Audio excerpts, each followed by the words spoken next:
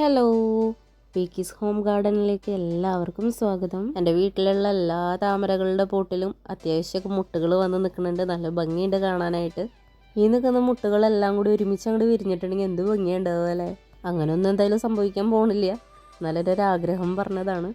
ഒക്കെ പല പല വലുപ്പത്തിലുള്ള മുട്ടുകളാണ്. അപ്പോൾ ഒരുമിച്ച് എന്തായാലും വിരിയില്ല. പക്ഷെ ഇങ്ങനെ നിൽക്കുന്നത് കാണാൻ നല്ല രസമല്ലേ? താമര വെച്ച് പിടിപ്പിക്കാനായിട്ട് ഭയങ്കര ആഗ്രഹമായിരുന്നു. അങ്ങനെ ആദ്യമായിട്ട് ഞാൻ വെച്ചിട്ടുണ്ടായിരുന്നത് അമേരി പിയോണിയുടെ ട്യൂബറായിരുന്നേ.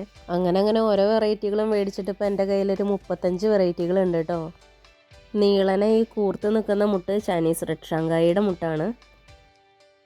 പിന്നെ ഈ കാണുന്നത് പിങ്ക് ക്ലൗഡിൻ്റെ ഒരു ബഡാണ് കേട്ടോ. ഒരു ബഡ്ഡ വന്നിട്ടുള്ളൂ.